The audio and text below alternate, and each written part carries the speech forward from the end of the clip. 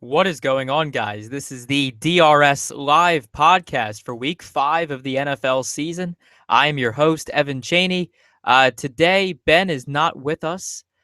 He's a little tied up tonight. So, you'll just have my sunshiny face and my lovely voice for this.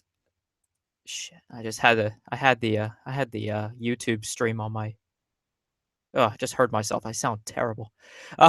Yeah, so uh, go on to the YouTube link there, and if you are on there, make sure you go in the chat and ask some questions. I'll be answering the questions throughout the show as I'm on, going through games and whatnot. So make sure to do that, and let's just dive right into these games here, guys. We have a 12 game slate to delve into, and it looks to be a fun one.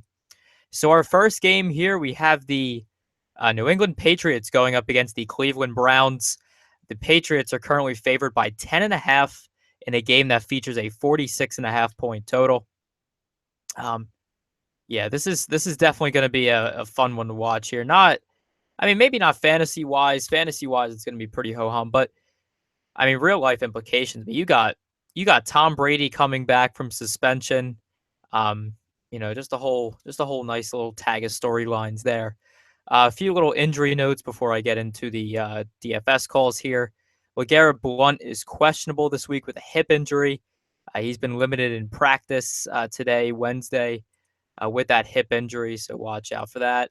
And then Rob Gronkowski is also questionable for this week. He's dealing with a hamstring injury. He was limited in practice on Wednesday himself, but he seems to be looking all right for the week ahead.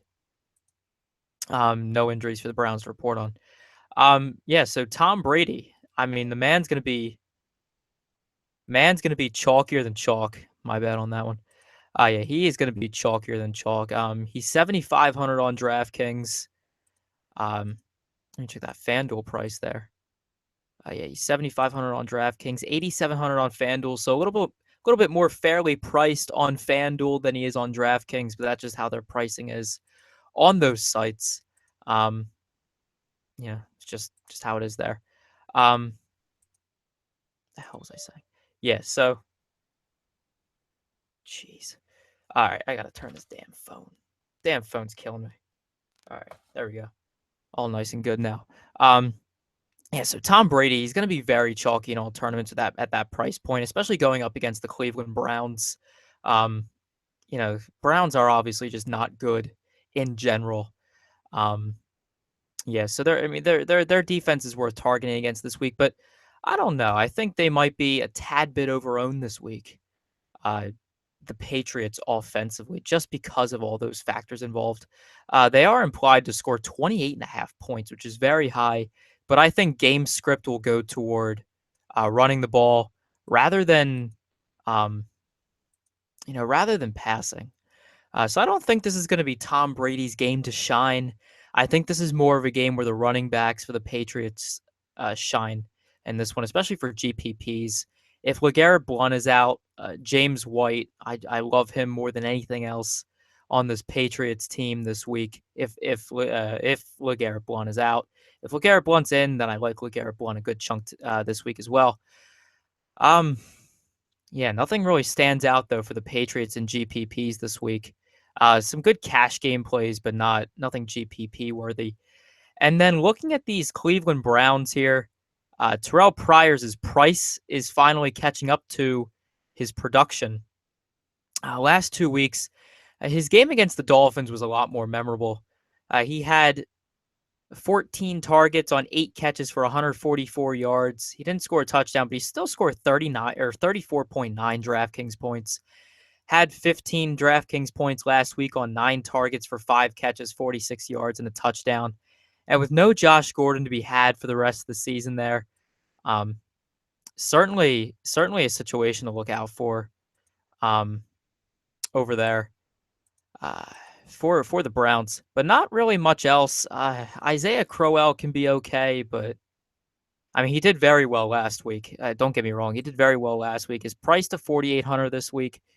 I don't know, but he's a GPP play for sure in my mind, but he's not safe by any definition of the word.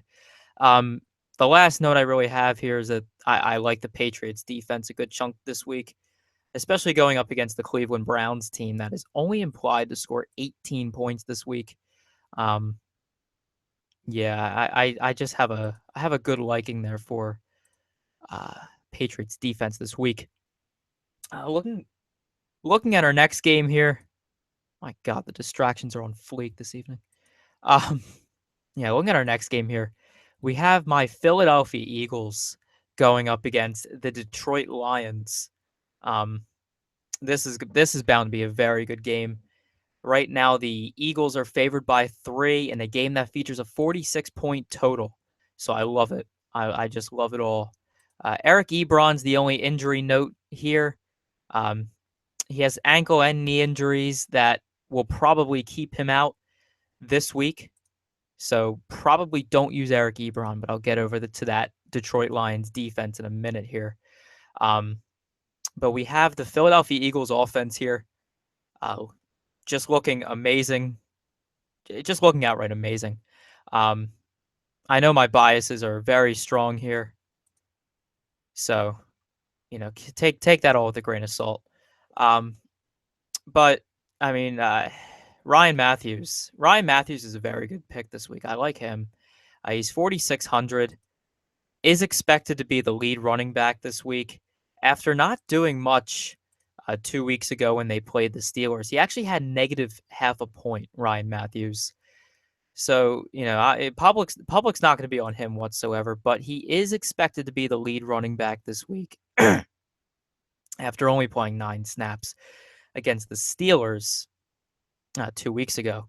So I like that there. Darren Sproles makes for a solid contrarian play, but my God.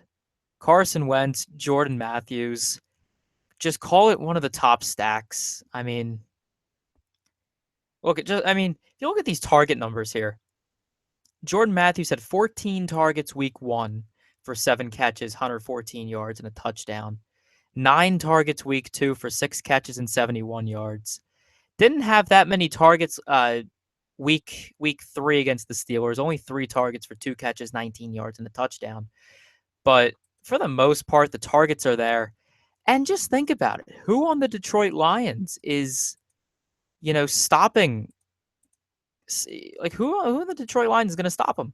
No one. So I don't know. It's going to be, in my mind, it's going to be some pure dominance going on by the Philadelphia Eagles. And I love it a lot this week. I love a Carson Wentz, Jordan Matthews stack this week. Maybe even some Zach Ertz, too. Don't sleep on Zach Ertz. He's been out the last 2 weeks, but the 1 week he played this season had 7 targets, 6 catches, and 58 yards. Very strong for a tight end, and he's only 3,500 this week on DraftKings, so don't sleep on him at all. And then even dating back to last season, he was very involved in the offense. Against the Cardinals in week 15, he had 13 targets. He had 17 targets week 16 last year, and then 9 targets week 17. So yeah, just the Eagles like to get this guy involved in the offense, and quite frankly, I would take advantage of that. So a Carson Wentz, Jordan Matthews, and Zach Ertz stack, I think is very underrated this week and should be looked at fairly. Looking at this Detroit Lions offense here, I don't think this is Marvin Jones's spot. I know Eric Ebron's going to be out, and his target's got to go somewhere. But I don't think this is going to be Marvin Jones's spot this week. Public's going to be off of him due to a bad performance last week against the Chicago Bears. But I don't like it this week. The Eagles defense, they certainly have their issues at corner. Some of these defensive backs here are not great. Leotis McKelvin is very solid, though, this year so far. But then the safeties, Malcolm Jenkins and McLeod, they're just good. They're just good. So I really don't like Marvin Jones in the spot this week. It's 7,600 on DraftKings. He is becoming just way too expensive for his volatility and whatnot. I just don't like the spot this week for him. So fade him. If you are going to play anyone from the Detroit Lions, though, I would go Golden Tate. hasn't gotten a huge amount of targets through these first 4 games here, but I don't know. I mean, weeks 1 to 3, he saw 7, 9, and 6 targets respectively. Hasn't scored a touchdown yet. Um, but I don't know. I think if Marvin Jones is shut down for the majority of the week or for the majority of the game, I certainly believe that um, you know the targets will go to Golden Tate in that situation. in that situation, Theo Riddick, he's an interesting guy to look at as well. He's not great. He's actually pretty bad when it comes to being a running back. Like he's just not a traditional running back in any sense of the word. However, he's a very solid pass catching back. His last 2 weeks, 2 weeks ago against Green Bay, he saw 9 targets, 7 catches for 39 yards. So, something there. And then last week against Chicago, he saw 7 targets on 4 catches and 27 yards. So, Theo Riddick is still a very solid. He's still a very solid PPR option. I wouldn't use him on FanDuel by any means, but Theo Riddick is a very strong option on DraftKings if you really want to be contrarian there. And target the Eagles defense in that sense. Moving on to our next game here. Actually, before we do that, I would like to remind the crowd here that the question or the chat here on the YouTube page for our DRS live stream here is open to all, and feel free to ask questions throughout the show, and I will be answering them as I see them. So, make sure you roll those questions in. So now we're looking at our next game here between the Chicago Bears and the Indianapolis Colts. Right now, the Colts are favored by 4.5 in a game that features a 47.5 point total. It's a very high total there. Injuries to report on. There's quite a few. Eddie Royal is questionable this week with a calf injury. Did not practice on Wednesday. Zach Miller is questionable with a rib injury. Did not practice on Wednesday. Frank Gore for the Colts is questionable this week with a chest injury. Did not practice on Wednesday. And Alshon Jeffrey looks to be questionable with hamstring and knee injuries, but it seems like he'll still be playing through all that as he did last week against Detroit. So looking at the Chicago Bears offense here, Brian Hoyer actually put up a very decent game last week. He threw for 100. He was 28 of 36 for 302 yards and 2 touchdowns, which netted him 22.8 DraftKings points. And then the week before that against the Cowboys, he scored 22.9 DraftKings points. Now his price has gone up $500 up to $5,500 on DraftKings. I don't know. This is a very sneaky option this week that not a lot of people are going to be on. I mean, Vontae Davis looks to be back in for the Colts this week, so he'll take care of Alshon Jeffrey. I don't think Alshon Jeffrey looks right now, but if Brian Hoyer can have either Eddie Royal or Zach Miller, I like the matchups for them. A decent stacking situation, and the Colts defense is just bad. You saw last week against Jacksonville when they were in London. They just did not look good whatsoever. Right? So it's just bad. Their defense is just bad. I know I can just keep saying that all day, but I got to emphasize the point to you guys, right? I mean, someone has to. So there's some good passing options here. I kind of like Brian Hoyer this week, Eddie Royal, Zach Miller. Hopefully those guys are in. Jordan Howard, his price is up to $5,200 on DraftKings, up from $3,700 last week against the Lions, where he had 23 rushing attempts for 111 yards, and then he caught 3 balls for 21 yards. He scored 19.2 DraftKings points. I still like Jordan Howard this week at $5,200. Solid play over there. Might not be great on FanDuel. Still a decent play there. But he's still okay on DraftKings. 5,200 might be close to that price where I might not want to pay that much, but I don't know. He still makes for a good value over there on DraftKings. Like the play against the bad Colts defense.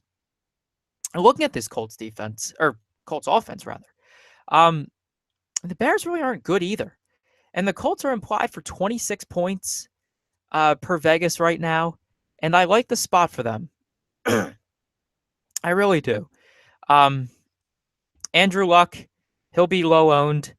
I like the situation with a stack of Andrew Luck, maybe some T.Y. Hilton.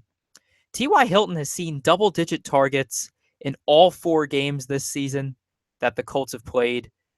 12 in week 1, 11 in week 2, 11 in week 3, and 10 in week 4. I love T.Y. Hilton this week to stack with Andrew Luck. I don't know if a lot of people are going to be on that, but definitely a stack worth looking at. I really don't like Dwayne Allen. Isn't really involved in the offense like I thought he would be. Philip Dorsett is a volatile play there. So really, in my mind, your safest bet for offense in this game from the Indianapolis Colts is going to be Andrew Luck and T.Y. Hilton at 7,300 and 7,400, respectively, on DraftKings. Looking at our next game here, we have the Tennessee Titans going up against the Miami Dolphins. This one's going to be a snooze fest in my mind. Right now, the Dolphins are favored by 3.5 in a game that features a 43.5 point total. As far as injuries are concerned, Delaney Walker is questionable with the hamstring injury. He was 75%, quote unquote, against the Texans last week. So take with that information what you will. No injury news to report there in Miami. They're going to be dealing with that hurricane over there in Miami this week. So I don't know how that's going to affect things over there. Right now, it's only Wednesday, so I don't know. Things can change, but I don't know. Maybe the maybe the field's soaked. I don't know. But, just take these things as be on paper. All right. Now, looking at this game, from a realistic standpoint, looking at the Tennessee Titans offense first, not a whole lot to love in GPPs. I mean, Marcus Mariota's just looked bad. It's hard for me to trust him, right? Just hasn't put up a good game this year, all season. It's just bad. He's just been throwing interceptions in key situations, and he's failed to reach 10 DraftKings points in back-to-back weeks. I just don't like the spot, but man, it's just bad. He's bad. The only real option here I like for the Titans is DeMarco Murray, who I really love a lot this week. Saw a season-high 25 rushing attempts last week against the Houston Texans, where he ran for 95 yards and 2 touchdowns, as well as getting 2 targets for 2 catches and 24 yards. So at 7,200, I can certainly get behind DeMarco Murray this week on DraftKings. Love the play there. Don't really like Tajay Sharp for tournaments. Hasn't really shown his upside just yet. Andre Johnson hasn't seen targets. Kendall Wright just hasn't seen targets. Just none of these guys have seen targets, and it's hard for me to trust those type of players. So, not really a fan of this Titans offense this week, except for DeMarco Murray, who I'm in love with. And then looking at the Dolphins offense here, of course, Arian Foster's still out. Jarvis Landry seems to be a solid play here for me. Again, he's seen double-digit targets in all the games this year. 10 against the Seahawks, 13 against the Patriots, 12 against the Browns, 10 against the Bengals.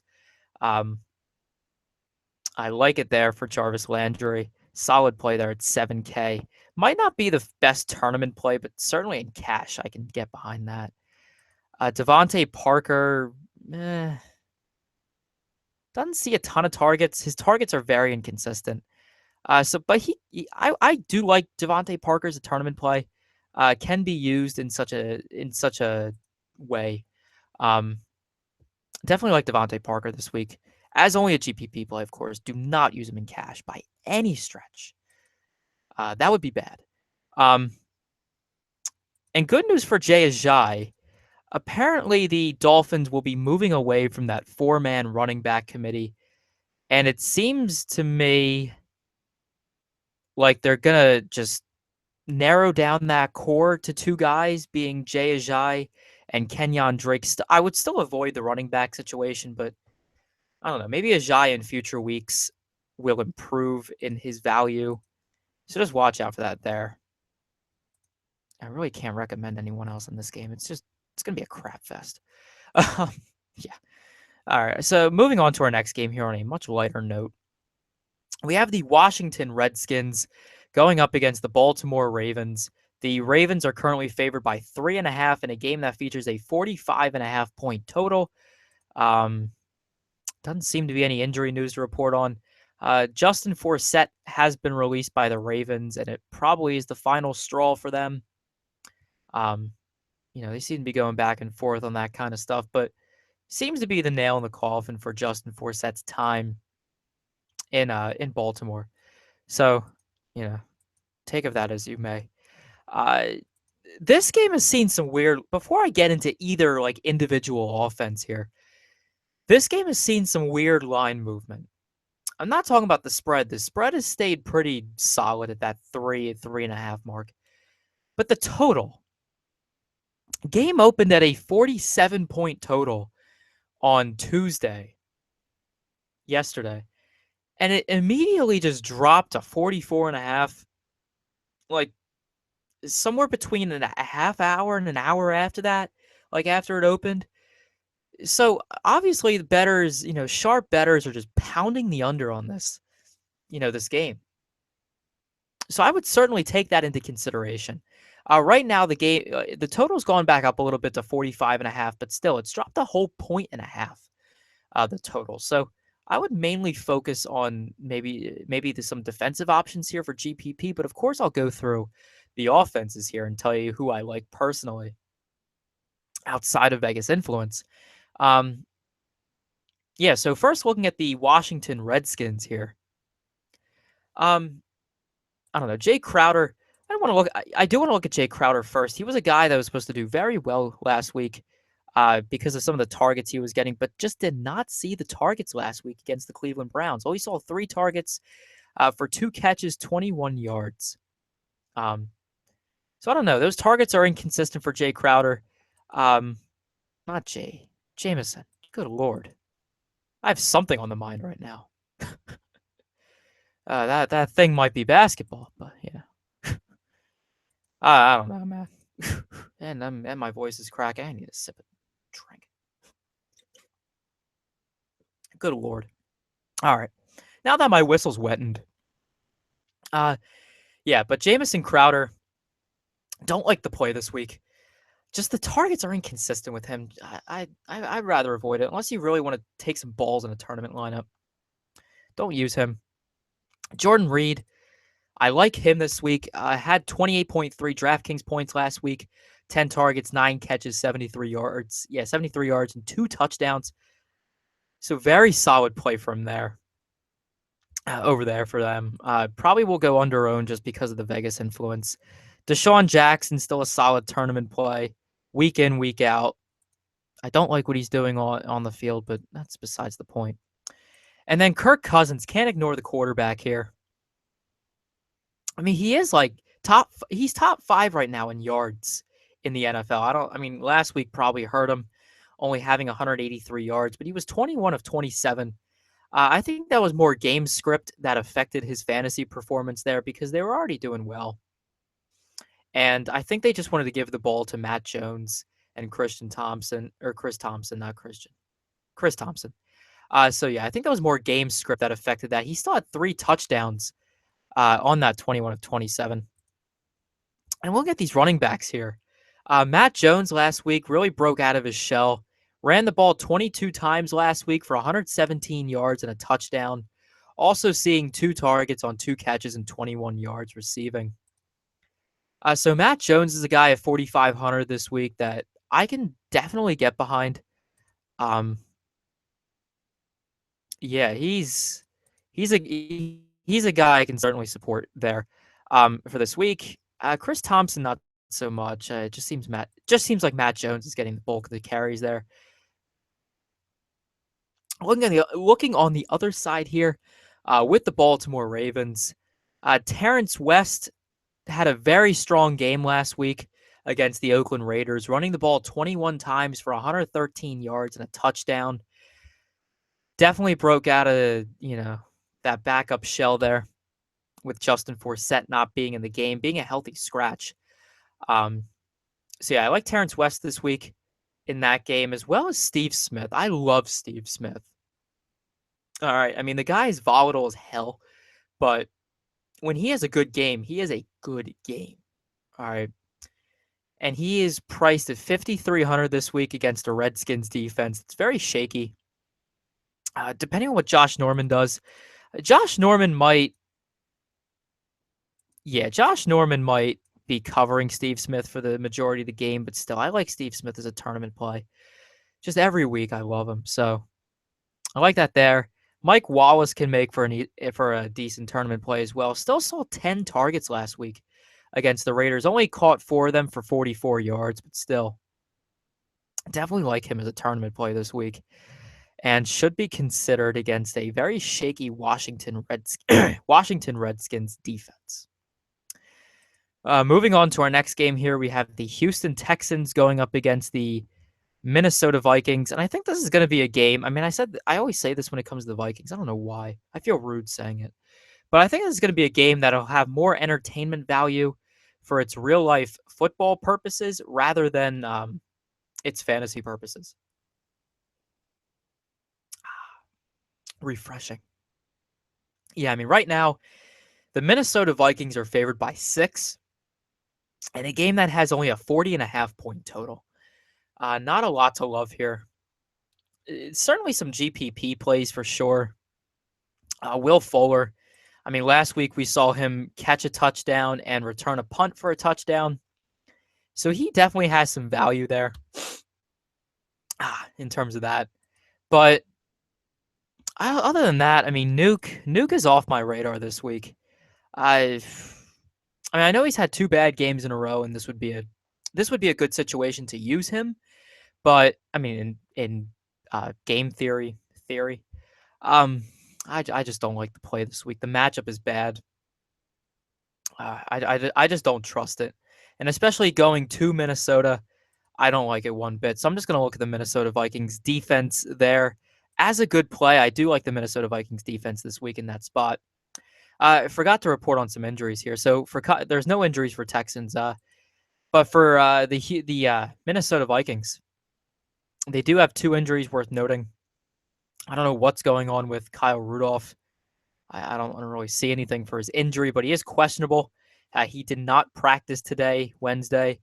And then Stephon Diggs is dealing with a groin injury for the past couple weeks. And since that dominant game that he had against the Green Bay Packers on week 2, he has not been doing well. He's only seen an ADOT rating of 4.9 yards, which means his average target is 4.9 yards away from the line of scrimmage. So I don't know if Stephon Diggs is okay or not. It doesn't seem like he is. So I'm going to just avoid that situation there until I know that his groin is okay, until he's clear there. I do like Kyle Rudolph if he's in the game. The only other play that I'll suggest here is Jerick McKinnon. Started getting a lot more involved with the offense last week against the Giants on Monday Night Football. Ran the ball 18 times for 85 yards and a touchdown.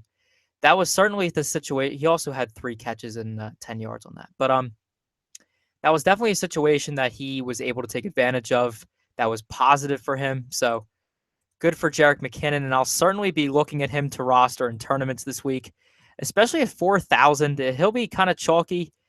But I still like the play there, especially if he's going to get the opportunities against against the Houston Texans. And if game script is to say anything, then Jerick McKinnon is just a better play because of projected game script. Moving on to our next game here, we have the New York Jets going up against the Pittsburgh Steelers.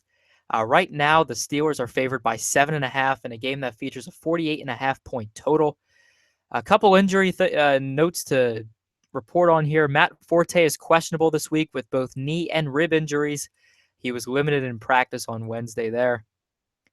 And then no injuries for the Steelers. That's good.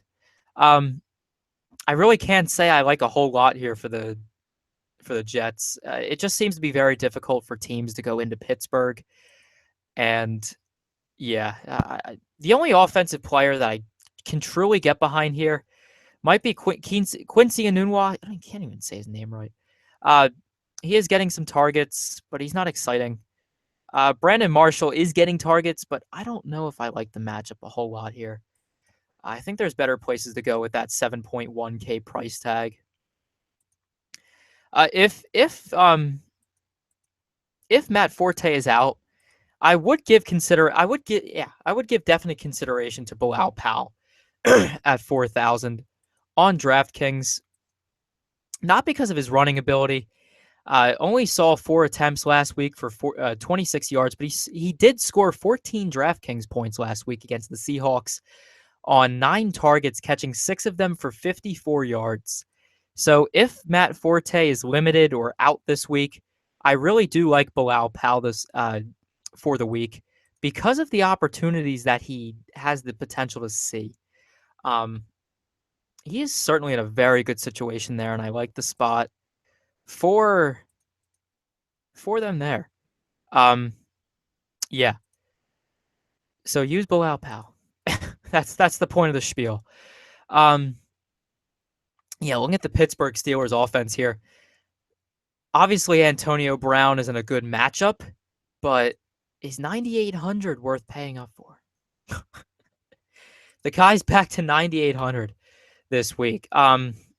He's seen his fair share of very high price points this season, obviously. Hasn't been below 9.6K on the year for good reason. He's only in the 4 games that they've played, he's only had 1 game of below 20 points. So yeah, Antonio Brown, I really like Antonio Brown this week. Darrelle Revis is questionable, so that just makes the play all the better. And really, Darrelle Revis is losing a step. Yeah, Darrelle, just watching the games that he's in, I think he's losing a step. He looks a little bit behind on some plays. I don't like him right now as a defender. He really needs to reprove to me that he's still got it. So I don't like him this week. So I do like Antonio Brown as a GPP play to stack with Ben Roethlisberger. So that can definitely be a good offensive stack. Jesse James, I kind of like him, but his performance is very volatile. So just watch out for that. He is 2,900 though on DraftKings, so very cheap. But probably my favorite play of the week for the Steelers is Le'Veon Bell at 7,500. Last week in his return, he saw 18 rushing attempts for 144 yards. Also seeing 6 targets, catching 5 of them for 34 yards. So I really like Le'Veon Bell this week. And because of the game script, the Steelers are currently favored by 7.5 points. So just because of game script, Le'Veon Bell gets a huge bump in my mind simply because of that. So that's certainly a situation that I like a whole lot this week there. Moving on to our next game, we have the Atlanta Falcons going up against the Denver Broncos. The Broncos are currently favored by 5.5 points right now in a game that features a 47-point total. Some injury notes to report on here.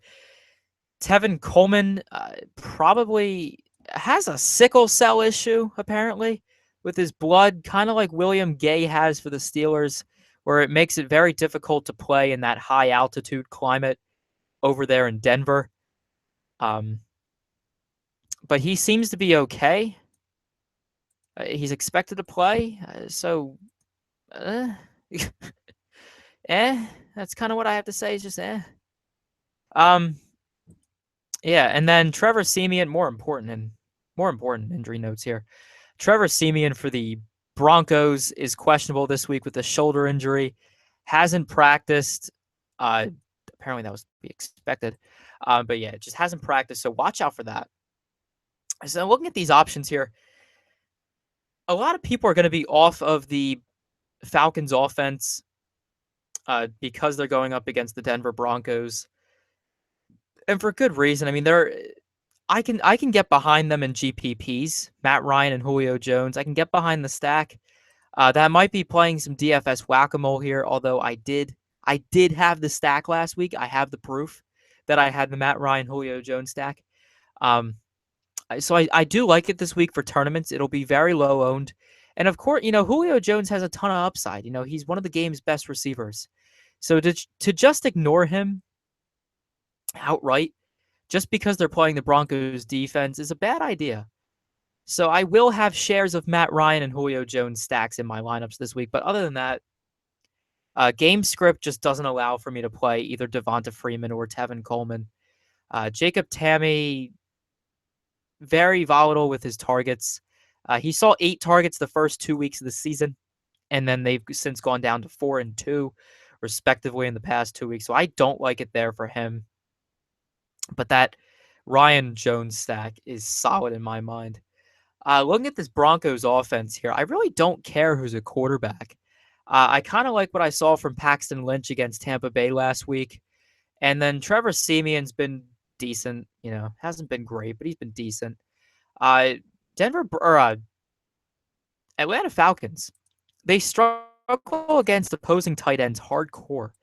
So I don't know if that means John Phillips gets a boost. Hasn't really done much this season, but he is 2,500 on DraftKings.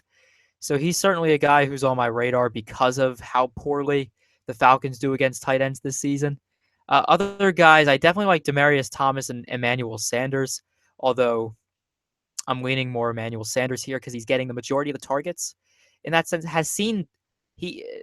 Emmanuel Sanders has seen back-to-back games of 13 targets and has caught 3 touchdowns in his past 2 games.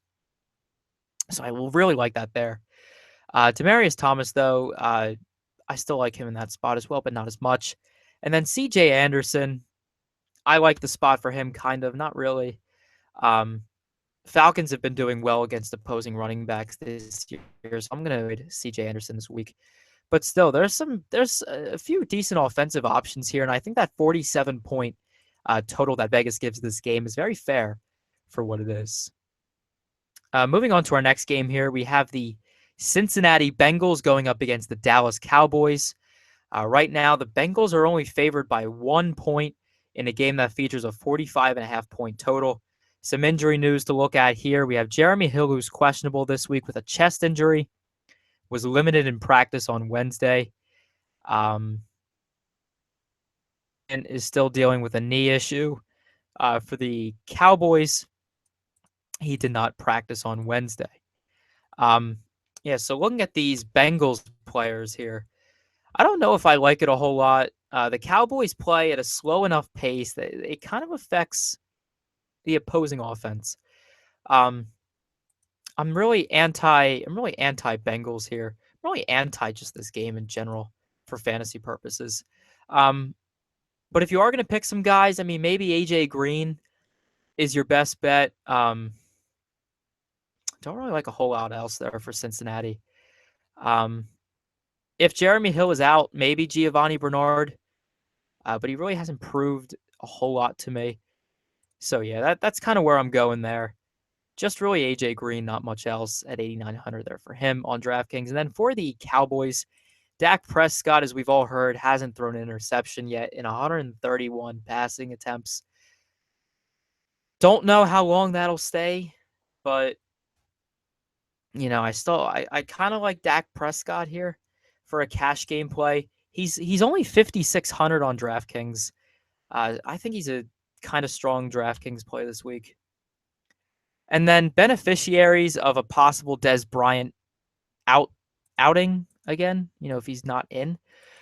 Bryce Butler, I like him a good chunk. Terrence Williams, saw 6 targets last week, catching 4 of them for 44 yards and a touchdown.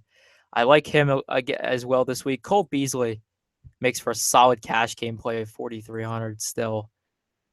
Although his targets have declined, so watch out for that.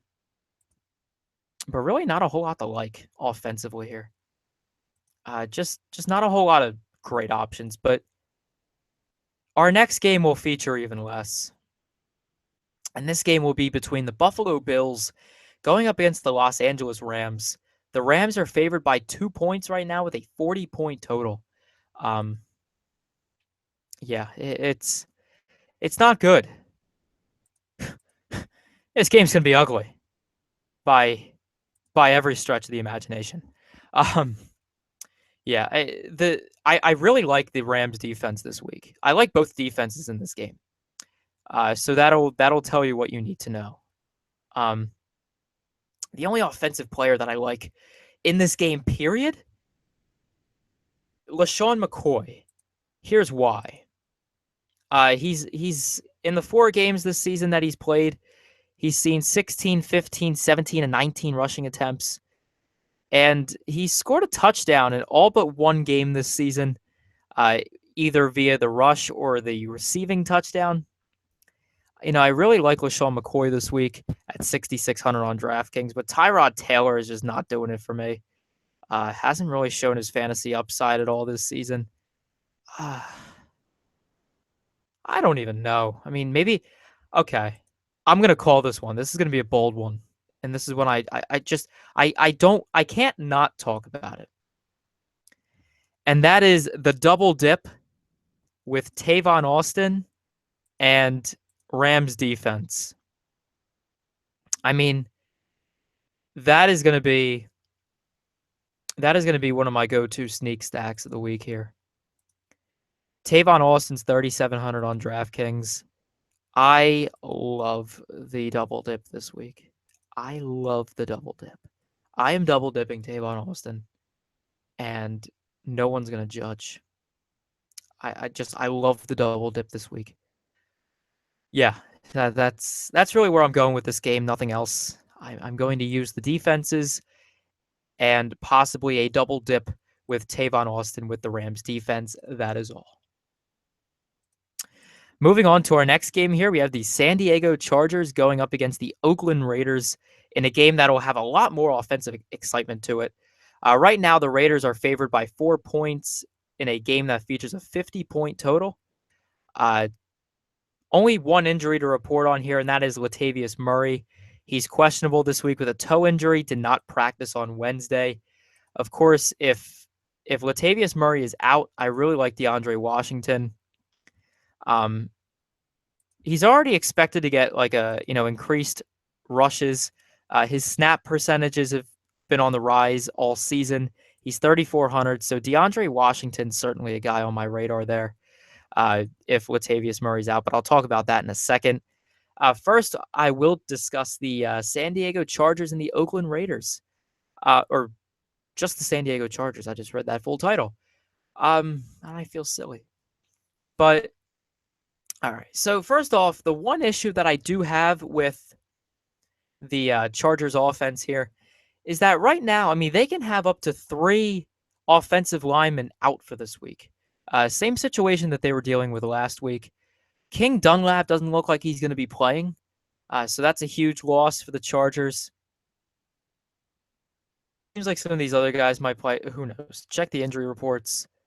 That's all I can share about offensive linemen because, yeah. Yeah, so, yeah. All right, looking at the Chargers offense here, as a realistic standpoint, Dontrell Inman was the unexpected champ of last week. He saw 11 targets on 7 catches for 120 yards and a touchdown. Did much better than any other Chargers receiver last week. I mean, Travis Benjamin, who was very chalky, saw 7 targets, only catching 4 of them for 48 yards. And then Tyrell Williams, who saw 8 targets, only catching 5 of them for 40 yards. So Dontrell Inman definitely dominated last week. Hunter Henry, I love. He had 7 targets last week on 4 catches for 61 yards and a touchdown. I really like Hunter Henry again this week too. Melvin Gordon, certainly a guy you can use. His price is all the way up to $7K, but Dexter McCluster is his backup, so obviously the opportunities are going to be there for Melvin Gordon. But his 2 touchdowns last week were very fluky. 2 goal line touchdowns, because if you look at the game log for Melvin Gordon, he didn't really have a very good game outside of those 2 goal line touchdowns. He ran the ball 19 times for only 36 yards. He did see 7 targets for 6 catches and 43 yards, but he only ran for 36 yards last week. So I don't know. The play is very volatile, with all that's going into this, he's a very volatile play for this week. So just be mindful of that. But I do like all three of these receivers for the Chargers. I think maybe Travis Benjamin. I'll still go back to the well with him. Not as many people are going to be on him this week because of a poor performance last week, and that recency bias is just going to hit there. So that's what people are going to be doing, and got to deal with it. All right. Yeah. So yeah. Looking that, I do like Hunter Henry. Moving on to the Oakland Raiders offense here. Again, like I said before, DeAndre Washington is in a very good spot this week if Latavius Murray is out or limited this week in his action. DeAndre Washington at 3,400 on DraftKings is a very solid play there. Man, a lot of people love Amari Cooper this week, and I don't know why. His targets are on the downs. He saw 11 targets week 1, had a very solid game week 1, even though without scoring a touchdown. But then he's gone 3 straight weeks of declining target numbers and declining yardage. He can be used as a tournament play, but if his ownership is projected to be as high as I think it is, I'm avoiding him and going with what would possibly be a lower owned Michael Crabtree, who is seeing the targets. His last 2 games, he has seen 11 and 12 targets respectively, scoring 3 touchdowns last week on against the Ravens. So definitely a Derek Carr, Michael Crabtree stack is my preferred route there. I wish I could like Clive Walford this week, but I can't. Just isn't in me right now. But yeah, I mean, the situation is certainly there to where I can use a Derek Carr, Michael Crabtree stack. And that's where I'm going there. And moving on to our last game of the slate, we have the New York Giants going up against the Green Bay Packers. Yeah, so some injury news to report on here. We have Rashard Jennings, who has a thumb injury. He's been limited in practice on Wednesday. He's missed the last 2 games, so we'll see what happens there. Larry Donnell's questionable this week with a concussion. He did not practice on Wednesday. And then for the Packers, there are no injuries to report. I really love this game. Forgot to say the Vegas stuff. Packers are currently favored by 7.5 points in a game that features a 48-point total. So now I've shared what I needed to share. I really like this game on both sides offensively. Eli Manning, I think, has a solid game ahead of him this week against a Packers defense that I don't really like a whole lot this year. Just don't have a whole lot going on in terms of secondary whatsoever. So really that opens up the door for Odell Beckham Jr., who's been having his own issues there. Victor Cruz and Sterling Shepard to all have some decent games. Odell Beckham, probably my favorite of the bunch because he gets the targets consistently. I mean, I know like people are going to be off him because of the stuff he's been saying in the media and whatnot, but I still really like Odell Beckham Jr. Odell Beckham Jr. this week because he's seen 8, 11, 11, and 9 targets this season. So his target numbers are high. Hasn't scored a touchdown yet, but I think this might be the matchup where that changes. Has a very strong one against this Packers defense this week, which really isn't that good. They really aren't if you really look at the numbers. And then Sterling Shepard makes for a good pivot there. Has had a very solid rookie outing thus far through the first quarter of his season here. Has caught 2 touchdowns, has seen some very consistent targets. Only 4 in his first game, but then 8, 7, and 7 in the following 3 games. So I do like Sterling Shepard there as well. In a possible stack with Eli Manning, Odell Beckham Jr., and Sterling Shepard. And then looking at the Green Bay Packers side of this game, Aaron Rodgers. I mean, here's the thing. The Giants defense has improved. So I don't like Fat Eddie Lacy. Just not doing it for me. Yeah, I just don't like the play there at all. So the guys I think can do well here for the Packers Jordy Nelson is definitely in play. Had a very strong game 2 weeks ago against the Lions before their bye week. I like Aaron Rodgers this week. Maybe Randall Cobb. He hasn't really done much at all this year. Isn't getting targets. So I really am just going to stick with Aaron Rodgers and Jordy Nelson here. Yeah, I mean, Aaron Rodgers is doing pretty solid. And so is Jordy Nelson. Jordy Nelson's getting those targets coming off that torn ACL injury from last year. All right. That is all the games. We've run down all the games here, and that'll do it for me. I've been your host, Evan Cheney. Make sure to go on to dailyrotosharks.com and purchase the projections on there. They're a very strong set of projections that have been helping me personally with my lineups all year this season so far. So make sure to check those out on dailyrotosharks.com. And of course, I am your host, Evan Cheney. And hopefully next week, Ben will be back so we can have some great discussions on the show and, have a fun time there as well. So I had fun this week, and I will see you guys next week on the DRS Live NFL podcast. So good luck in your contest this week. Good luck in your contests.